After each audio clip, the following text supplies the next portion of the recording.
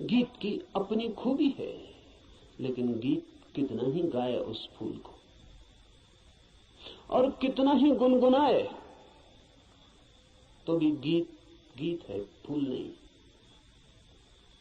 और लाख हो गति और लाख हो छंद, तो भी गीत गीत है, फूल की सुगंध नहीं। और आप उसी गीत से तृप्त हो जाएं तो आप भटक गए। उपनिषद गीत है किसी फूल का जिसे आपने देखा नहीं अभी। गीत गजब का है, गाने वाले ने देखा है, पर गीत से तृप्त मत हो जाना। गीत फूल नहीं है। ऐसा भी हो जाता है कि कभी कभी आप फूल के पास भी पहुंच जाते हैं। कभी कभी फूल की एक झलक भी मिल जाती है, अचानक, आकस्मिक। क्योंकि फूल कोई विजाती ही नहीं है, आपका स्वभाव है, आपके बिल्कुल निकट है, किनारे किनारे है। कभी कभी छू जाता है बिना आपके, बावजूद आपके। कभी कभी फूल एक झलक दे जाता है, कोई बिजली कौन जाती किसी क्षण में, आकस्मिक अनुभव में आ जाता है। कुछ और भी है इस जगत में, यही जगत सब कुछ नहीं है। इस पथरीले जगत के बीच कुछ और भी है जो पत्थर नहीं, फूल है, जीवंत, खिला हुआ, जैसे किसी स्वप्न में देखा हो या अंधेरी रात में चमकी हो बिजली और कुछ दिखा हो और फिर खो गया हो। ऐसा कभी कभी आपके जीवन में भी हो जाता है, कवियों के जीवन में अक्सर हो जाता है, चित्रकारों के जीवन में अक्सर हो जाता है। फूल की झलक बिल्कुल पास आ जाती है। फिर भी फूल कितने ही पास हो और कितनी ही झलक मिल गई हो, पास होना भी दूर होना ही है। और कितने ही पास आ जाए फूल तो भी फासला तो बना ही रहता है। और मैं बिल्कुल हाथ से भी छू लूं फूल को तो भी पक्का नहीं है कि जो अनुभव मुझे होता है वो फूल का है, क्योंकि हाथ खबर लाने वाला है। और हाथ अगर बीच में गलत खबर दे दे तो कुछ भरोसा नहीं। और हाथ सही ही खबर देगा, इसको मानने का कोई कारण नहीं। फिर हाथ जो खबर देगा वो फूल के संबंध में कम और हाथ के संबंध में ज्यादा होगी।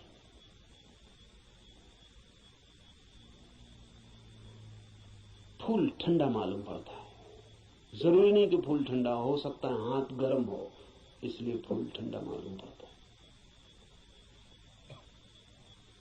खबर हाथ के संबंध में, क्योंकि खबर जब भी किसी माध्यम से आती तो सापेक्ष होती है, पक्का नहीं हुआ जा सकता। पोपोफ का मैं एक संस्मरण पढ़ रहा था। पोपोफ एक साधिका थी और गहरी साधिका थी, और पियोतर दिमित्रोविच ऑस्पेंस्की के पास साधना करती थी। एक दिन बैठी थी पास, एक सज्जन ने आके ऑस्पेंस्की से पूछा कि ईश्वर है या नहीं। तो ऑस्पेंस्की ने कहा कि ईश्वर नहीं।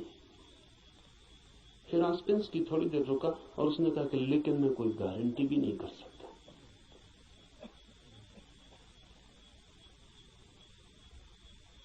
क्योंकि जो भी मैं जानता हूं वो सब माध्यम से जाना गया है। कभी आंख से देखा है लेकिन आंख का भरोसा क्या, कभी कान से सुना है लेकिन कान गलत सुन सकते हैं, कभी हाथ से छुआ है लेकिन हाथ का क्या कहना। अभी तक सीधा नहीं देखा है, अभी तक आमने सामने नहीं हुआ हूं, इसलिए कोई गारंटी भी नहीं। अभी तक जो भी जाना है उसमें मुझे ईश्वर का कोई अनुभव नहीं हुआ, लेकिन जरूरी नहीं कि ईश्वर न हो। इससे सिर्फ मेरी खबर मिलती है कि मेरे अनुभव क्या है, इसलिए मैं कोई गारंटी नहीं कर सकता कि नहीं ही है। इसलिए मुझ पर भरोसा करके मत रुक जाए, खोजना। जब भी माध्यम से कुछ घटता है तो भरोसे का नहीं। अगर फूल के बिल्कुल पास भी पहुंच जाएं तो भी आंख देखती है, हाथ छूते हैं, सुगंध नाक में आती है, ये भी दूरी का अनुभव है।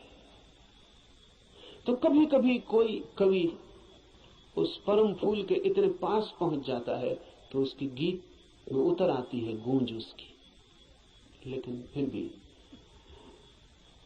बुद्ध नहीं है वो, महावीर नहीं है वो। महावीर कौन है, बुद्ध कौन है?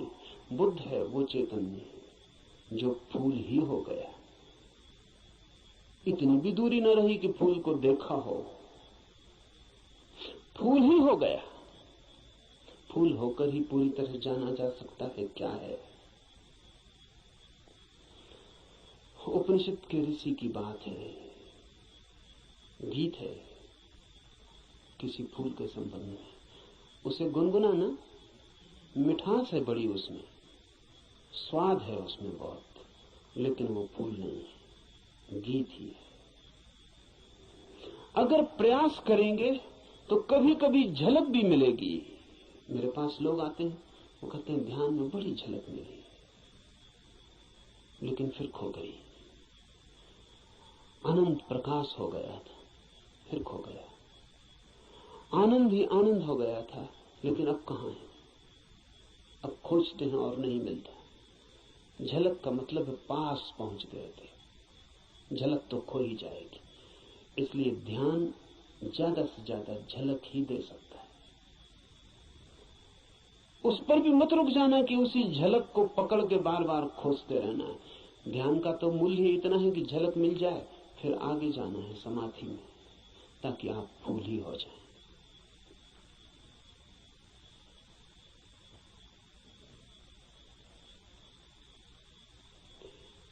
ध्यान में है झलक, समाधि में है हो जाना। झलकों पे मत रुकना, झलकें बड़ी प्रीति कर, सारा जगत बासा मालूम पड़ने लगता है। एक झलक ध्यान में मिल जाए उस जीवंत की, फूल की, उस खिलावट की जो भीतर है, तो सारा जगत फीका और व्यर्थ हो जाता है। लेकिन फिर कुछ लोग झलकों को पकड़ लेते हैं और उन्हीं को दोहराने लगते हैं और सोचते हैं सब हो गया। नहीं, जब तक आप ही ना हो जाएं, ईश्वर ही जब तक आप ना हो जाएं, तब तक भरोसा मत करना कि ईश्वर है। हो सकते हैं, क्योंकि है ही। खोलना है जरा, उघाड़ना है जरा। छिपे हैं, मौजूद हैं अभी और यहीं। थोड़े से वस्त्र हैं और बड़े झीने वस्त्र हैं कि चाहें तो अभी उतार कर फेंक दें और नग्न हो जाएं और ईश्वर हो जाएं। लेकिन बड़ी पकड़ है। झीने तो हैं लेकिन पकड़ गहरी। क्यों है ये पकड़ इतनी? ये पकड़ है क्योंकि हम सोचते हैं ये वस्त्र ही हमारा होना है, यही हम हैं। इसके अलावा हमें कुछ और किसी अस्तित्व का पता नहीं। इस उपनिषद में इशारे होंगे उस अस्तित्व के जो वस्त्रों के पार है। और इस उपनिषद के साथ साथ हम करेंगे ध्यान ताकि मिले झलक, और आशा बांधेंगे समाधि की ताकि हम भी हो जाएं वही जिसे हुए बिना न कोई संतोष है, न कोई शांति है, न कोई सत्य है। उपनिषद शुरू होता है प्रार्थना से। प्रार्थना है समस्त जगत से। सूर्य कल्याणकारी हो, वरुण, अर्यमा, इंद्र और बृहस्पति, विष्णु कल्याणकारी हो, उस ब्रह्म को नमस्कार हो। हे वायु, तुम्हारे लिए नमस्कार, क्योंकि तुम प्रत्यक्ष ब्रह्म हो। मैं तुम्हें ही प्रत्यक्ष ब्रह्म कहूंगा। सत्य और ऋत वे सब मेरी रक्षा करें, आचार्य की भी। इस प्रार्थना से शुरू होता है। धर्म की यात्रा प्रार्थना से शुरू होगी ही। प्रार्थना का अर्थ है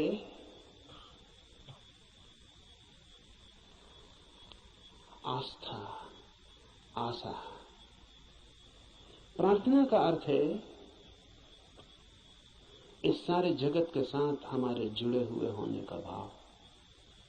प्रार्थना का अर्थ है मुझ अकेले से क्या होगा,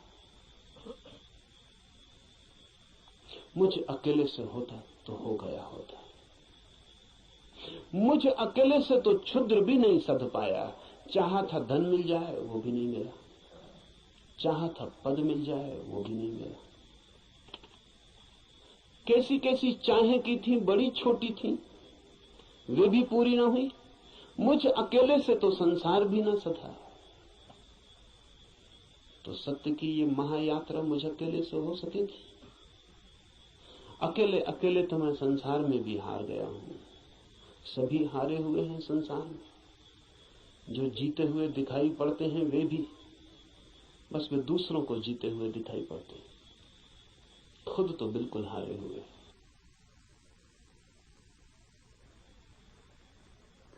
आप भी अपने को हारे हुए दिखाई पड़ते होंगे, औरों को तो आप भी जीते हुए दिखाई पड़ते हैं।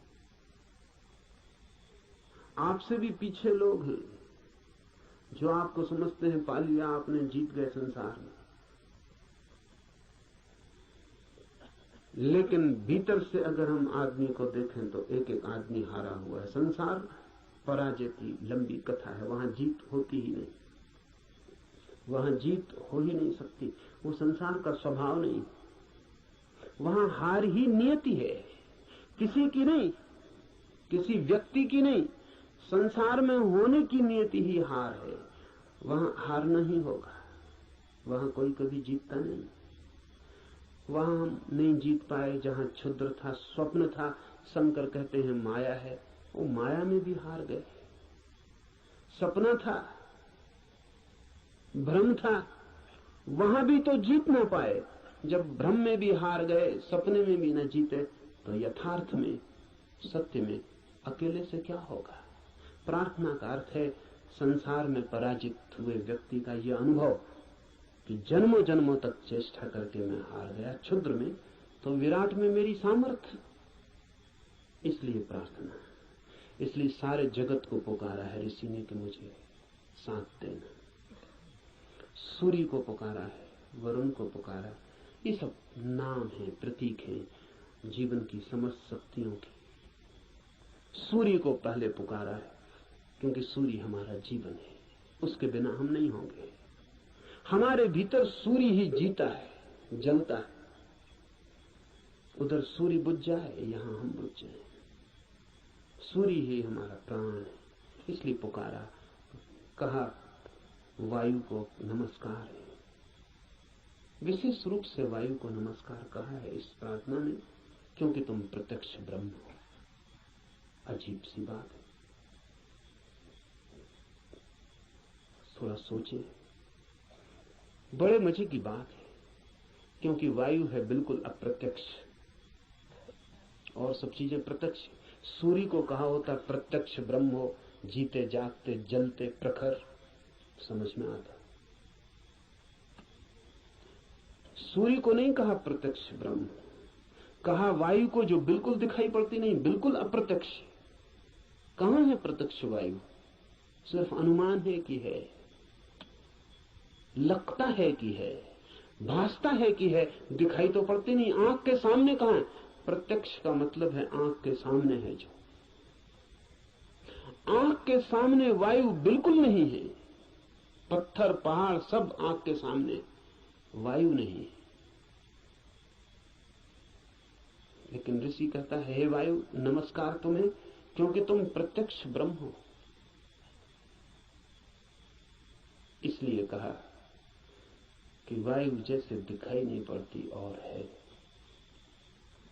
और आंख को दिखाई नहीं पड़ती फिर भी आंख को छू रही है प्रतिपल। ऐसा ही परम सत्य है, दिखाई नहीं पड़ता, छू रहा है प्रतिपल।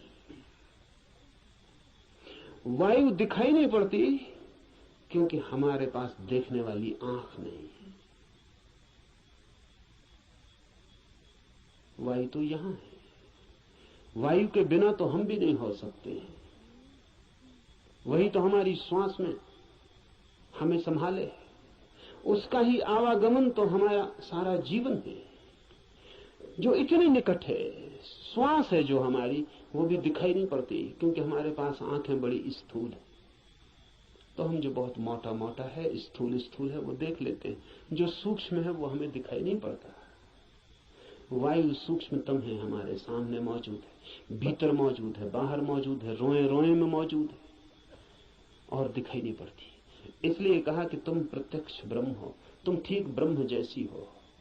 वो भी यहाँ मौजूद है और दिखाई नहीं पड़ता, और रोए रोए में वही समाया है, रोआ रोआ वही है, और फिर भी उसका कोई पता नहीं चलता। इसलिए वायु को नमस्कार किया है कि हम वायु को तो जानते हैं, ब्रह्म को नहीं जानते। वायु से एक धागा जोड़ा है कि ब्रह्म भी ठीक वायु जैसा है। इसलिए मैं तुम्हें प्रत्यक्ष ब्रह्म कहूंगा, ऋषि कहता है। वायु को सत्य और ऋत के नाम से भी कहूंगा, क्योंकि तुम ठीक उस जैसी हो जो है और जिसका हमें पता नहीं, जो हम स्वयं हैं और जिसका हमें पता नहीं, जो अभी और यहां सदा से मौजूद है और हमें उसका पता नहीं। लेकिन ये खोज पूरी हो सके अगर सब देवता रक्षा करें। देवता से अर्थ है सदा से जीवन की अनंत अनंत शक्तियां, और जीवन है एक विराट जाल अनंत शक्तियों का। आपका होना भी एक विराट जाल है अनंत शक्तियों का। मिलता है आप में सूर्य, मिलता है वरुण, मिलता है इंद्र, मिलती है वायु, मिलती है अग्नि, मिलती है पृथ्वी, सब कुछ मिलता है आकाश, सब आप में मिलते हैं। अगर एक व्यक्ति को हम पूरा का पूरा जान ले तो हमने बीज रूप में समस्त अस्तित्व को जान लिया। सब कुछ उसमें है, सबका दान उसमें है, सब मिलकर ही उसका अस्तित्व है। इन सब की सहायता की प्रार्थना है, लेकिन क्या सूर्य सहायता करेगा?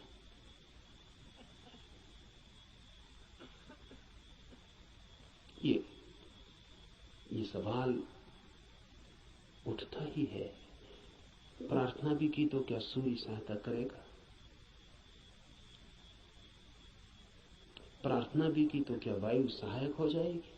प्रार्थना भी की तो पृथ्वी क्या सहायता करेगी? पृथ्वी की सहायता और सूर्य की सहायता का सवाल नहीं है। आपने प्रार्थना की, यही बड़ी सहायता है। इसे थोड़ा ठीक से समझ लें। कोई सूर्य आके आपको सहायता नहीं करेगा, लेकिन आपने प्रार्थना की, इसका जो परिणाम है वो सूर्य पर नहीं होगा, आप पर होगा। क्योंकि प्रार्थना करने वाला चित्त हो जाता है विनम्र, प्रार्थना करने वाला चित्त हो जाता है असहाय, प्रार्थना करने वाला चित्त स्वीकार कर लेता है इस बात को कि मुझ अकेले से नहीं होगा। प्रार्थना करने वाला चित्त मिटने को तैयार हो जाता है। प्रार्थना करने वाला चित्त अपने अहंकार को, इस भाव को कि मैं कर सकता हूं, छोड़ देता है। इसके परिणाम होते हैं। प्रार्थना का सारा परिणाम आप पर होता है। प्रार्थना से सूर्य नहीं बदलता, आप बदलते हैं। प्रार्थना से जगत नहीं बदलता, आप बदलते हैं। लेकिन आपके बदलते ही दूसरे जगत में आपका प्रवेश हो जाता है। प्रार्थना आमतौर से जब आप करते हैं तो यही सोचते हैं कि कोई कुछ करेगा, इसलिए प्रार्थना कर। न, प्रार्थना है एक उपाय, एक डिवाइस। हाथ तो आप जोड़ते हैं किसी और के सामने, लेकिन जो परिणाम होता है वो होता है भीतर, जिसने हाथ जोड़े हैं उस पर। इसलिए बड़ी कठिनाई होती है अगर आप वैज्ञानिक के सामने कहें कि हे सूर्य सहायता कर, तो कहेगा मूर्खता की बात है। क्या सूर्य तुम्हारी सहायता करेगा? कब किसकी सहायता की? कि हे इंद्र वर्षा कर, पागल हो गए हो? प्रार्थनाओं से कहीं वर्षाएं हो गई? वैज्ञानिक ठीक कहता है, न तो सूर्य आपकी सुनेगा, न बादल आपकी सुनेगी, न हवा आपकी सुनेगी, कोई आपकी नहीं सुनेगा। लेकिन आपने पुकारा, ये आपको बदल जाएगा। आपने कितने जोर से पुकारा, उतनी गहरी हुक आपके भीतर प्रवेश हो जाएगी। अगर आपके पूरे प्राण पुकार उठे तो आप दूसरे ही आदमी हो जाएंगे। इसलिए है प्रार्थना।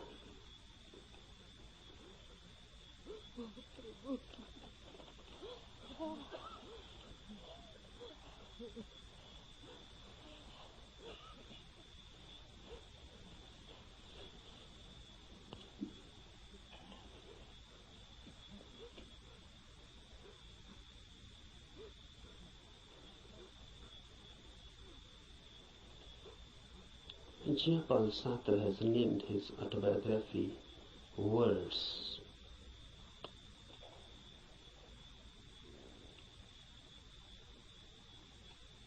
This christening of his autobiography as Words is significant, deeply significant. Really, everybody's biography is just words and nothing else. Because what is your mind? Words and words and words. If you analyze the mind, then what you are? Just words. A long sequence, a long procession of words.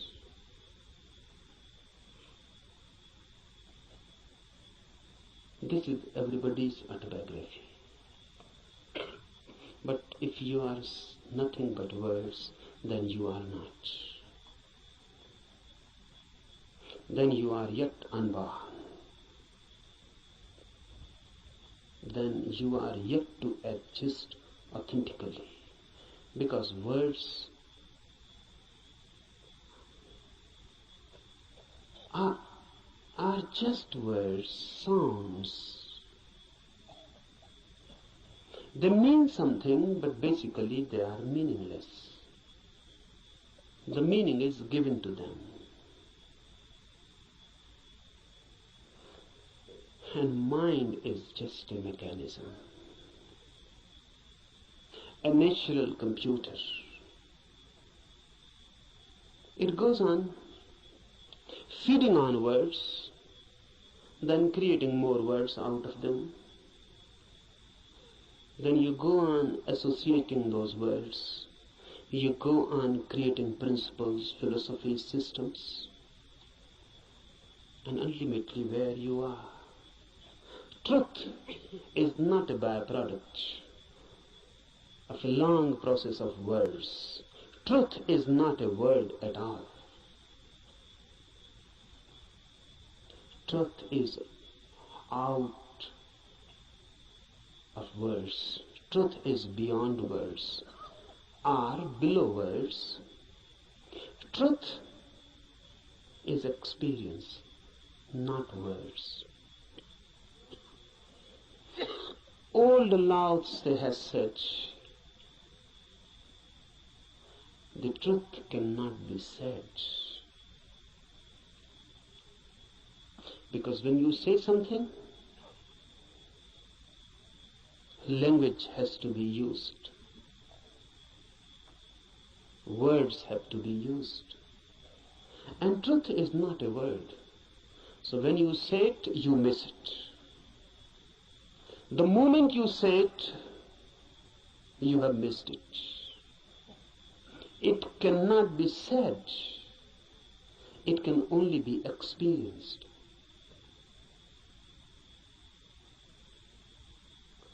It can only be lived. Unless you live it, you cannot know it. But we know. That's the problem. Rather, we know too much. We know more than enough. What's our knowledge? Words accumulated. You can accumulate them logically, rationally.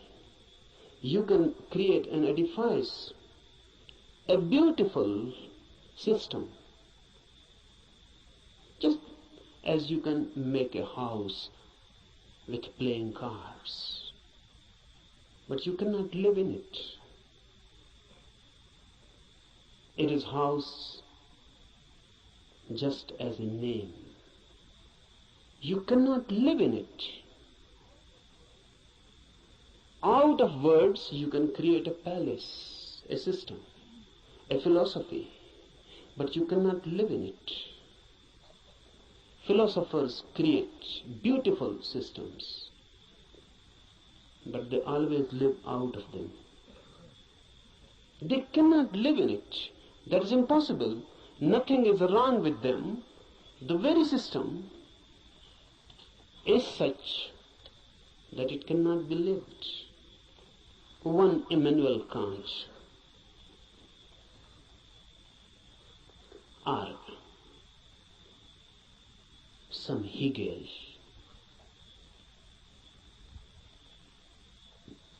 they create out of words principles, hypotheses. They go on explaining the whole universe, but they themselves remain unexplained. They can explain the whole cosmos. They can say how the world was created. They can say what is the destiny. And look in them, dig deep, and you find a very miserable man, just as unhappy as anyone, as in hell as anyone.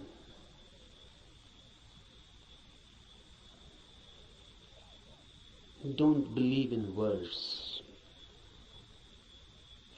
They are the greatest deception created by humanity. And word has become our world. We live in it, we eat it, we ride on it. The word beats in our hearts and the word circulates in our blood. We are just a collection, a big collection of words. Mind is very miser about words. It goes on accumulating. But remember, word is never the reality. I can use the word love. But love, the word, is not love, the experience. I can go on repeating love, love, love, and I can create a sort of auto-hypnosis, and I can believe that I know love because I know the word. To know the word is easy. To know love is difficult. Not only difficult, but impossible. Impossible not because the experience is impossible. Impossible because you are incurable. Because love can come only to you when you are not. And that is the path of everything that is great, deep. Love, truth, God. They come only when you are not. Your non-being becomes the passage. Someone was asking Mozart. Mozart was one of the greatest musicians of the world. Rare, unique. Someone asked him, which music you like most? And Mozart is reported to have replied, no music, sir. No music I like most.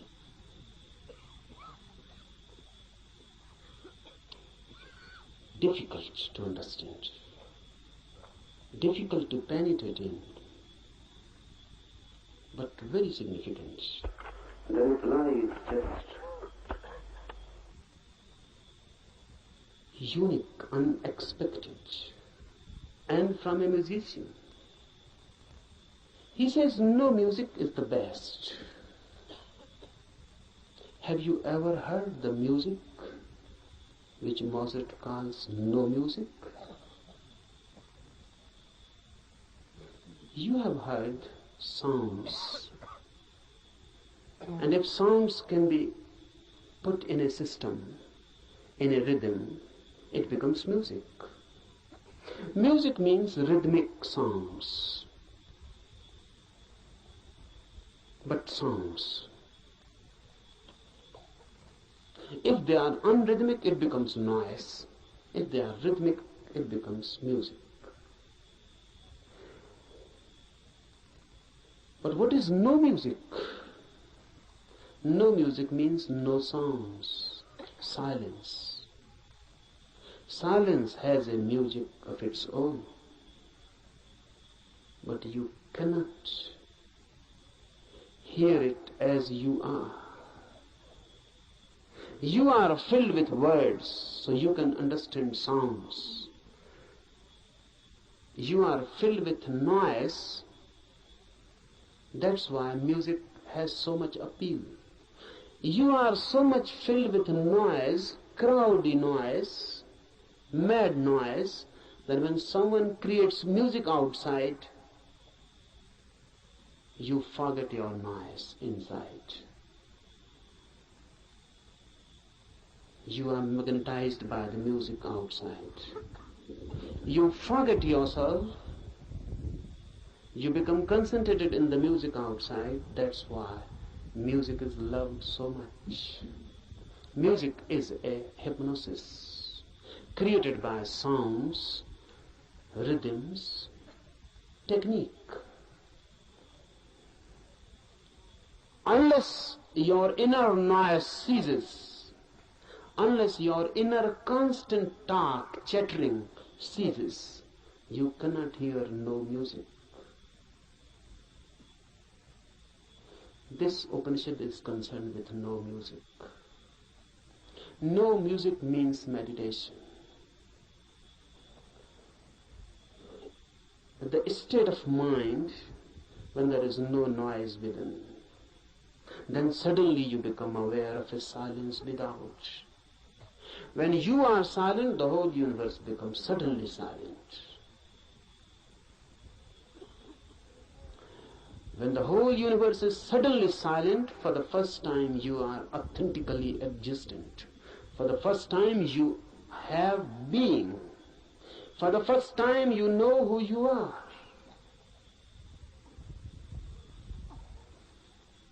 No music is meditation. No noise inside creates the possibility, the situation in which you can hear the soundless silence which is everywhere, just here and now. It is there, but you are chattering inside.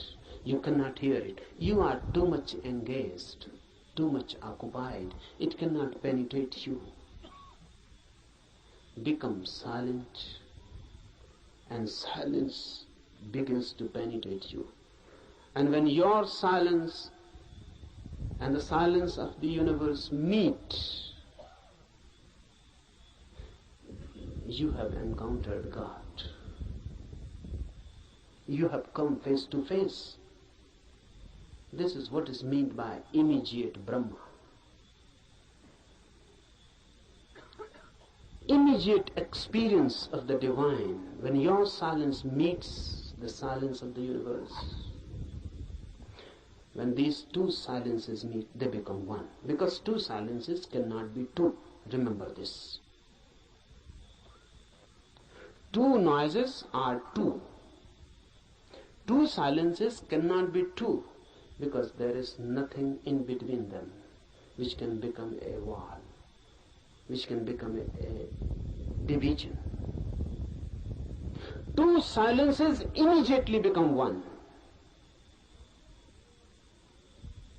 They cannot remain two, because where is the point which can divide them? So when your inner silence meets the silence of the universe, you are no more, neither is the universe. A new oneness. You explode into a new oneness. You are Brahma, not encountering really, because there is no other. Note this point, because Upanishads are the first teachings in the world which say you cannot see God.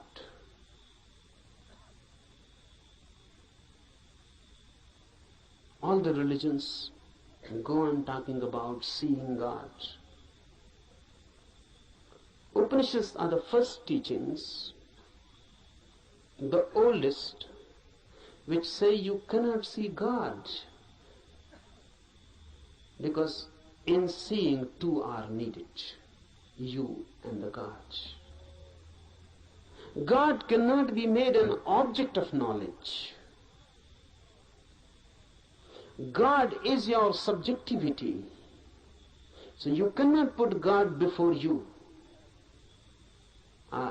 There is no way of meeting God. You can only dissolve in Him, or He can dissolve in you. Oneness is God. When two silences meet, oneness is created. Two silences meeting transform everything. In this camp, we will try to create a silence within you. We are not to do anything for the silence of the universe. It is always here and there. It is always the case. Only you are missing your silence.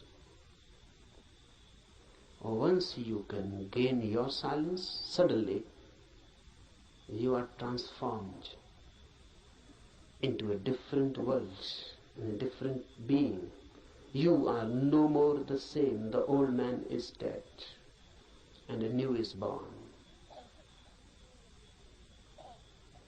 Creating of this inner silence is all that is meant by meditation.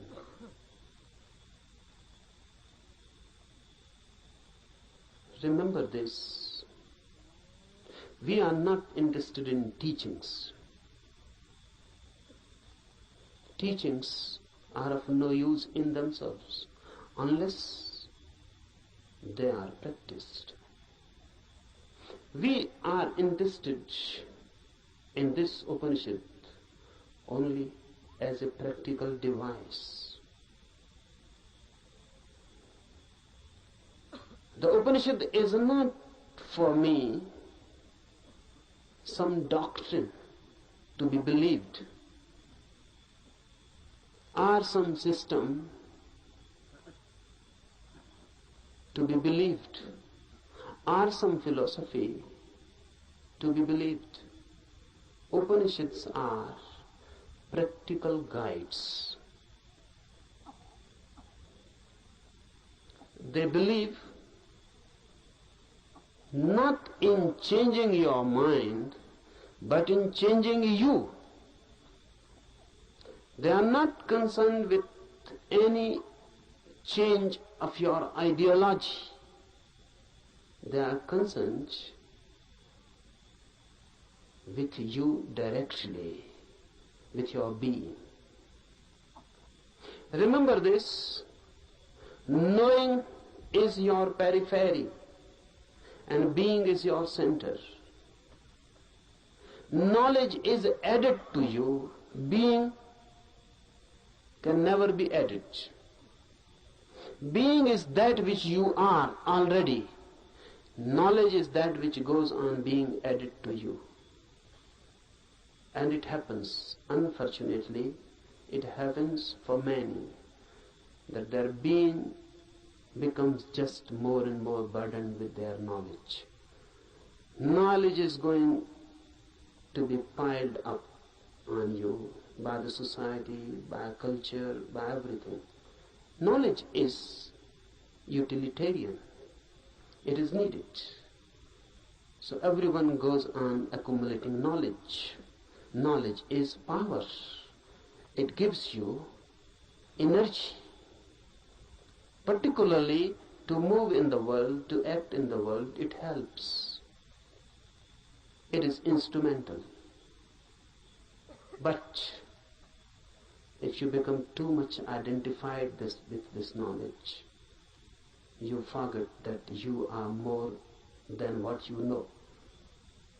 Then you forget that you are mirror to your knowledge. Then you forget that your foundational being is not your knowing. What you know is just your memory.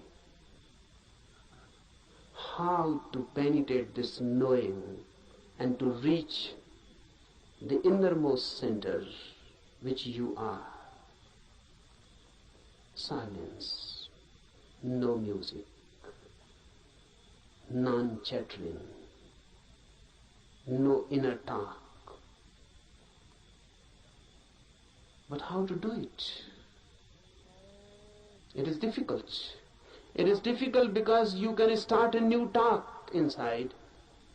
How to stop it? How to meditate? You can start a new talk that will not do. The way to do is to throw this inner nonsense out completely, to go through a catharsis. Whatsoever goes on in, make it out, throw it, express it. If you can throw all your mind out, you create a space within. In that space, silence happens. So we are not going here to sit silently with closed eyes and making an effort to stop the inner talk, the inner noise. You cannot do that way.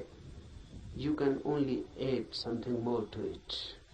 Your efforts for stopping anything inside will create more noise. So here we will be concerned with the technique of expression, not suppression. We will be throwing the mind out. Throw it out completely. Throw it out so much that inside no mind happens. Even for a single moment you can find inside there is no mind, no talk, no words. You have tasted something of the beyond. Immediately, you are in tune with the infinite. This we are going to do. This is not a camp for teaching anything. I'm not going to teach you something. I'm going to help you to grow into something, to be something different. Cooperate with me, because unless you cooperate, nothing can be done. This cooperation is not only needed from you. You must ask, you must request, you must invite and pray, so that all the forces of the world, all the forces of the universe cooperate with you. That's why this Upanishad, Adhyatma Upanishad, starts with a prayer. This prayer is beautiful. Om, let the sun be beneficent for us, and Varun, and Aryama, and Indra, Brihaspati and all be beneficent for us. Let Vishnu be beneficent for us. Salutations to that Supreme, O air, salutations unto you, for you are immediate Brahma, the Absolute, the Supreme. I shall call thee alone the immediate Brahma. I shall also call thee Ritha and Satya, the law and the reality. Let them protect me. Let them protect the Acharya, the teacher. Om Shanti, Shanti, Shanti. With prayer we start. Why? Because man alone is helpless. Man alone cannot do anything. Because man alone is nothing. Man is just a meeting point of million and million forces. In you, every universal force is crossing. You are just a crossroad. The sun, the air, the earth, the fire, the ether, everything is passing through you. You are just a crossroads. Remember this, because then you become part of this cosmos. And this is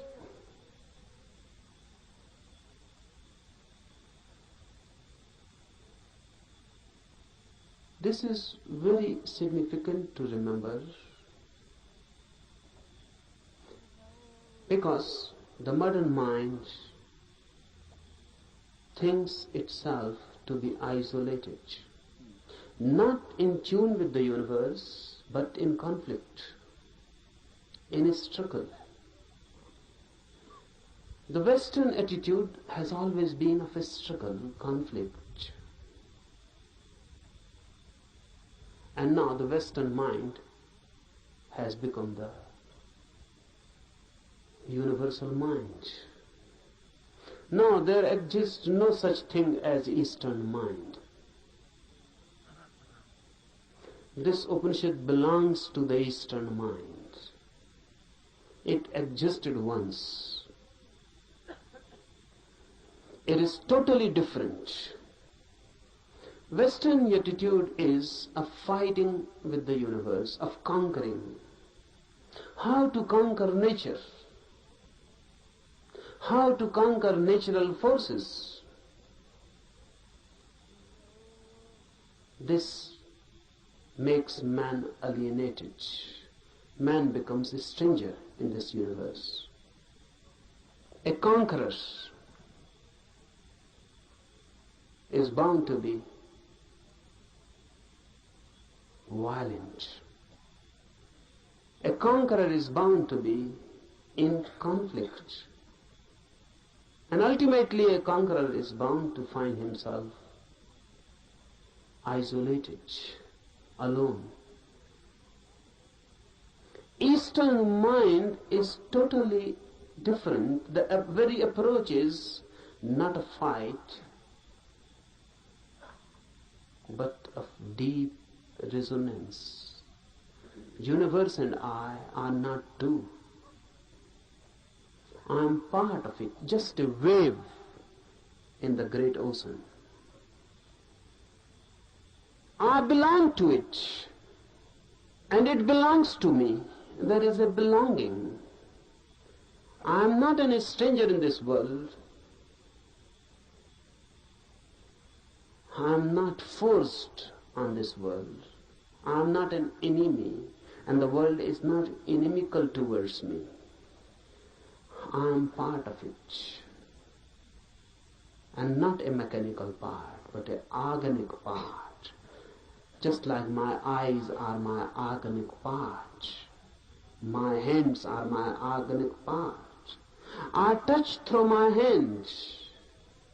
I see through my eyes. My seeing has become my eyes, and my touching has become my hand. The universe has become man in you. The universe has become a particular individual in you. You are not different from it. You are just a wave. And the universe is flowering through you. This is Eastern way of looking at the world. Man in tune. That's why prayer. Prayer is a bridge. It makes you feel again at home. Even the sun is not so far away.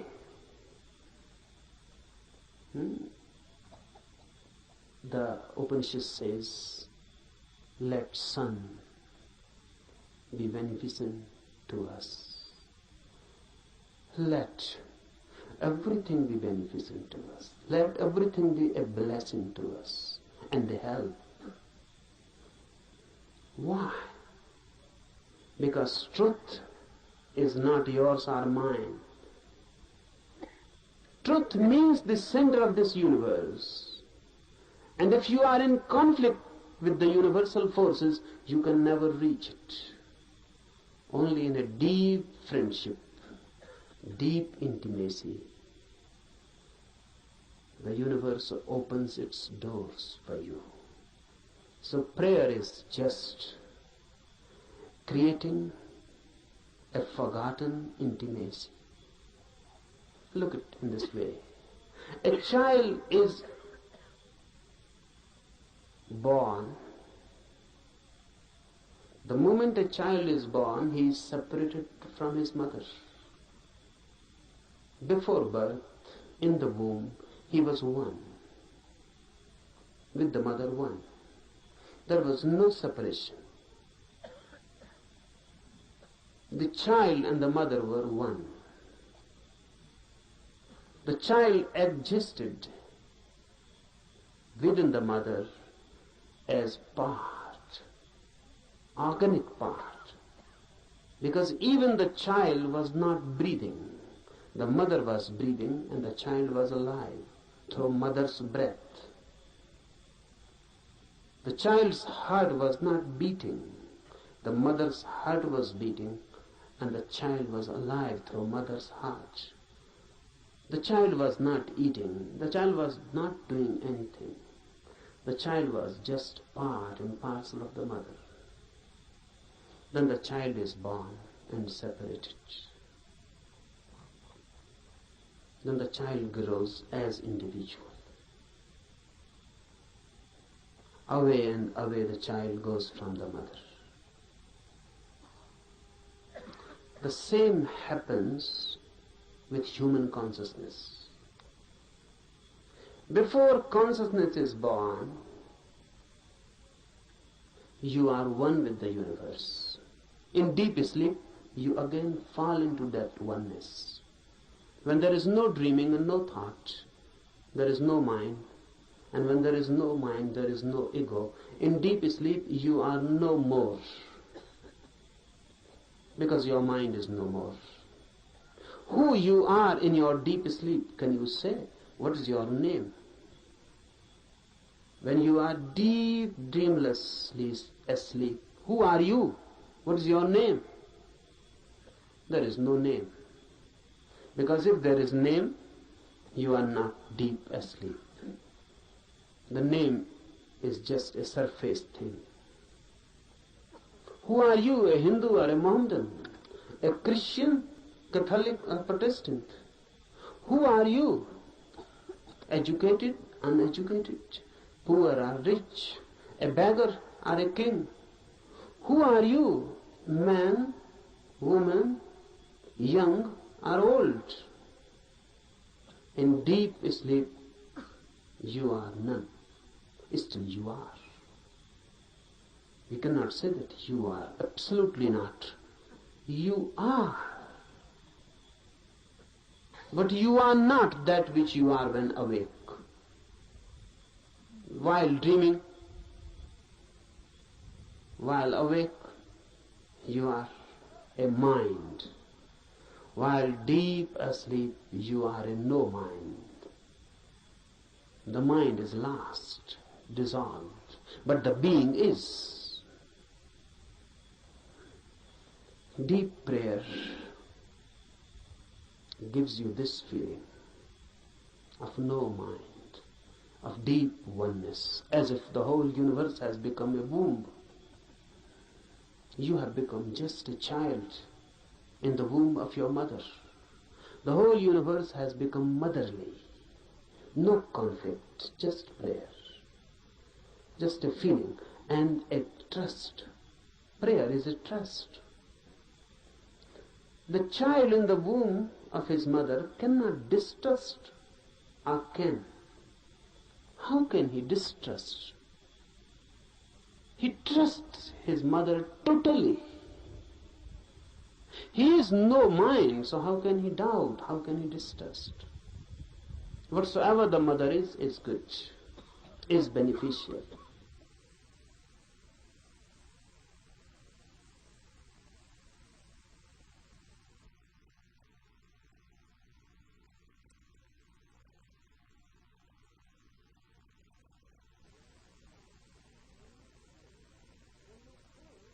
When you pray, you are throwing yourself back into a motherly universe.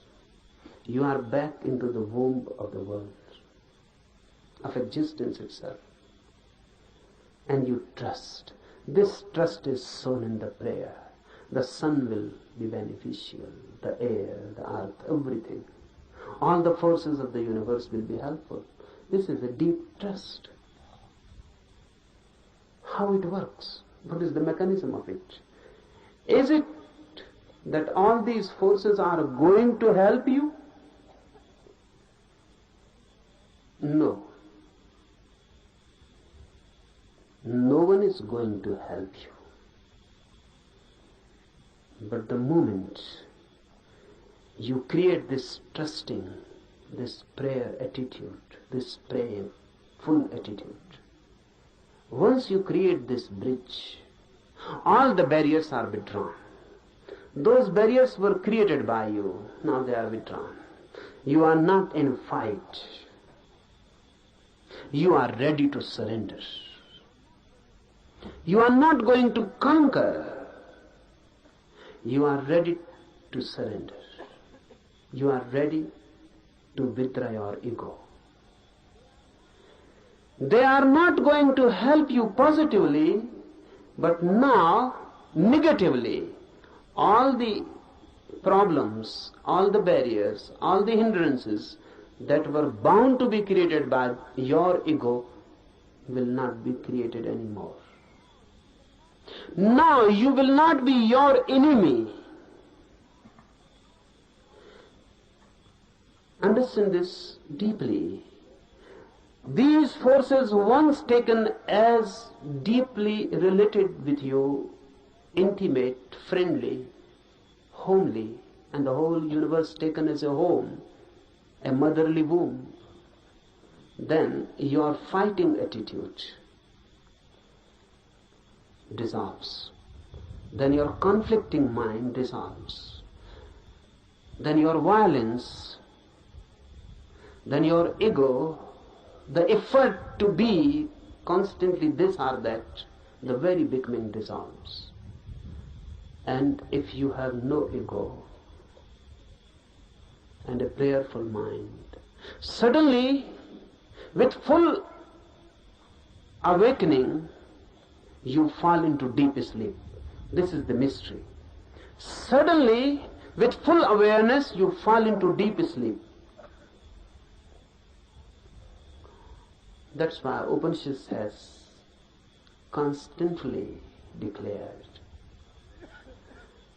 that samadhi, the ultimate ecstasy which is achieved by meditation, is just like deep sleep with one difference. And that difference is awareness. In deep sleep you are unaware, unconscious. In samadhi, in ecstasy, you are conscious, aware. But the phenomena is the same. In deep sleep, you become part of the cosmos. In samadhi, ecstasy, you become part of the cosmos. In sleep, you are unconscious. What is happening? In samadhi, you are fully conscious. And once you can become consciously a part of this universe, you have achieved the goal. So from tomorrow morning, we will try to re-enter the womb of the universe by dissolving ourselves, by throwing away the main disease of human mind, the ego, by surrendering, by being receptive. We are not going to conquer the truth. Rather, on the contrary, we are going to allow the truth to conquer us.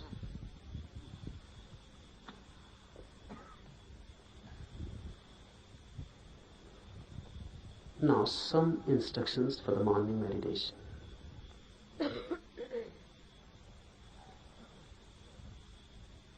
First, don't be serious at all. For this whole camp, don't be serious at all.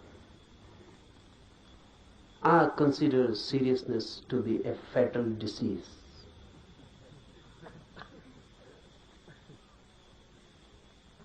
So please don't try to be long faces. Why I particularly say this? Because religious people are usually trying to be that. Don't be serious. Be more and more laughing, enjoying like small children. Because before the divine force, we are small children. So don't be serious. You cannot approach that divine force with a serious, sad face. That's a barrier.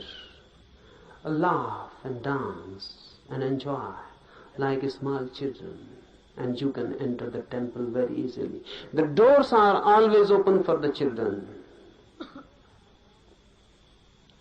Be children-like. Jesus is reported to have said that only those who are like children will enter the kingdom of God. And look what Christians have done.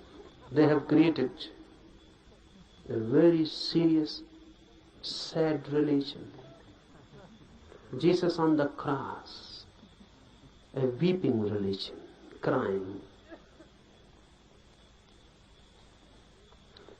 Christians say Jesus never laughed. This is unbelievable. Because the man who said only those who are like children will enter the kingdom of God cannot be believed that he never laughed. The quite vice versa can be believed, that he continuously laughed, never stopped laughing, even in his sleep. But this cannot be believed, that he never laughed. Be like children, forget your ages, your experience, your knowledge. Throw them all, wholesale. Don't try by and by. Throw them, because unnecessary time is wasted. Just throw them, forget them. You may be someone, everyone is someone. If not in other's eyes, in his eyes, everyone is someone. You must be someone. Here be nobody. Forget. Leave outside the campus ground your identities. You may be a doctor, you may be a professor. Leave all these diseases outside. You may be a rich man, you may be a politician, There are thousands and thousands types of diseases. Please leave them outside. Here come like small children. Then something is possible. Otherwise, nothing. So first thing, be completely non-serious. Second thing, for all these 8 days, laugh as much as you can. Why? Because you don't know the mechanism of the mind. Suppressed energies can be thrown out in many ways. Laughter is the easiest. Any energy, try it. Someone has abused you, you feel anger coming in, immediately laugh. And the same energy which was going to be anger will become laughter. You are sad, something has happened. The moment you remember you are sad, immediately laugh. Don't wait someone to help you. Laugh. And suddenly you will feel the change, the same energy which was going to take a shape, sad shape, is transformed into laughter. It has been released. So laughter I give you as a technique of release. And don't try to be miser about it. And don't try to find out any reasons for it. No reasons are needed.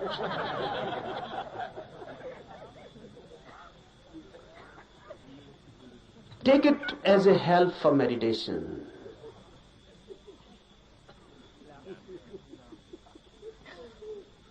The whole thing takes a different dimension. Thirdly, for all these days to come,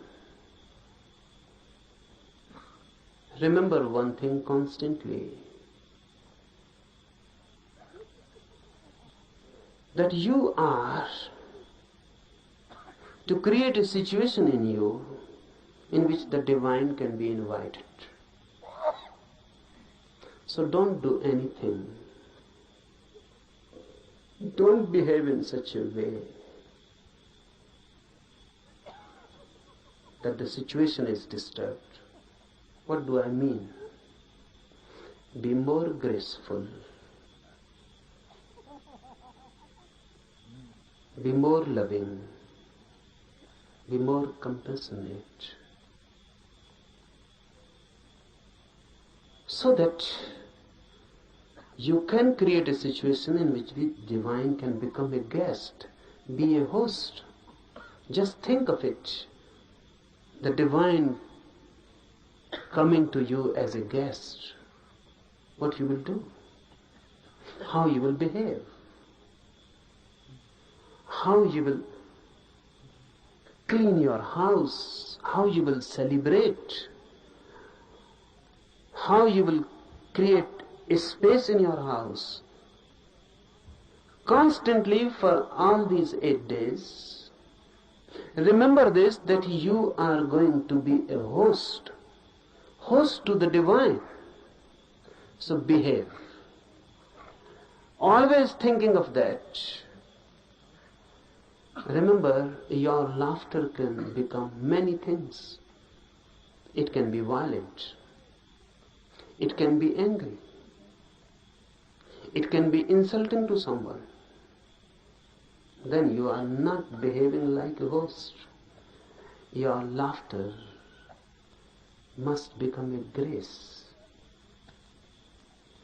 It must not be insulting to anybody. It must not be insulting, disturbing. It must not create something which can become a barrier.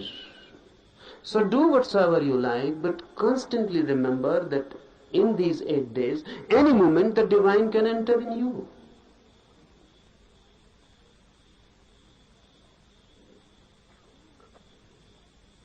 Any moment the divine can enter. So remember that you are ready to receive. Don't talk much, fourthly. Don't talk much. If you can be silent completely, that's better. If you cannot be, then less and less talk. Be telegraphic. Use as many words are absolutely necessary. That will conserve energy. Our talking is much a wastage. Conserve energy. Don't talk. Don't read. In the morning we will be doing meditation, in the afternoon, in the night. The remaining time, be more and more silent, happy, blissful. Sit somewhere, don't waste time in talking, and just wait. Remember this word, wait. Everyone knows the meaning, but no one knows the experience. Sometimes when you really wait, you are waiting for your beloved or your lover to come. You are a different man. A different quality enters in you. You are waiting for your beloved. Someone passes by the door, you just become eyes. The whole energy is transformed into eyes. Someone knocks on the door, you become attentive. The beloved may have come. Even the rustling of the leaves outside, dry leaves falling on the ground, and you feel the beloved has come. You are constantly alert. Alert, but not tense. Alert, but waiting.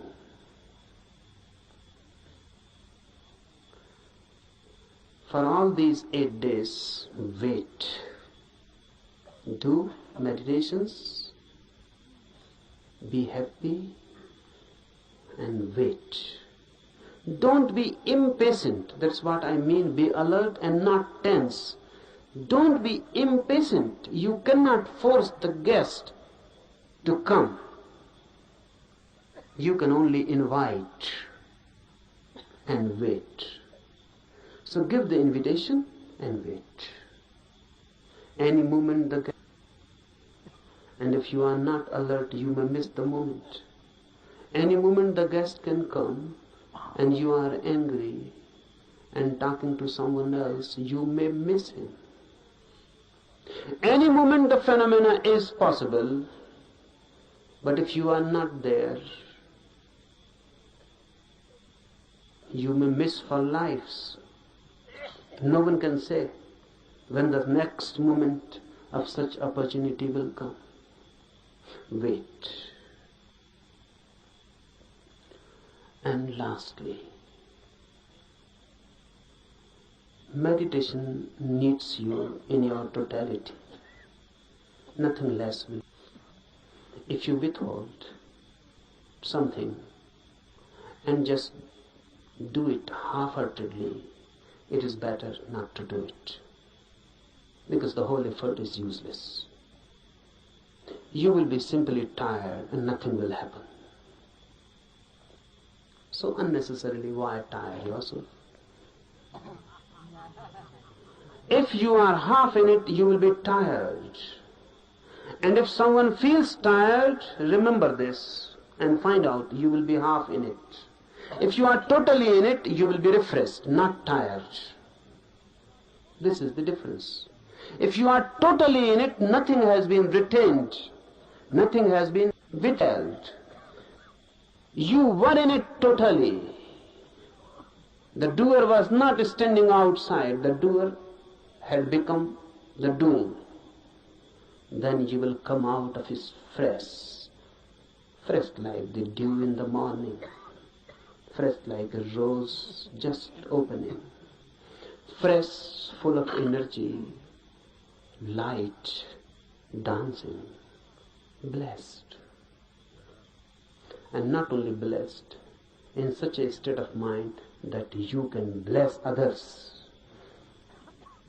But that happens only when you are total in it. It never happens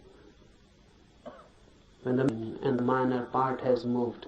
Then there is a tension between you standing and between you moving. Then you have become two. Then you are split. That split, that inner tension between two creates tiredness. You feel exhausted, not vitalized. You feel just as if your energy has been sucked out. You will feel it. So whenever you feel it, go deep and ask, are you split into two, divided? The effort that do, either stop completely, don't do. That's better. Because you are not deceiving yourself. It is honest. Or be totally in it, move in it. When you move totally in it, it has a different quality. Suddenly, there is no tension, no conflict, no struggle within. Your whole being has gone into it. And you have never gone into anything as total. You have not loved as total. You have not done anything as total, always partial. That's why your life is just moment exhausted. You feel just dying every moment. No beauty, no flowering out of it, just death. Out of life, only death. That shows what you are doing with yourself. Otherwise, life is every day, every moment a new flowering. Every day a new achievement. Every day a new height and a new depth.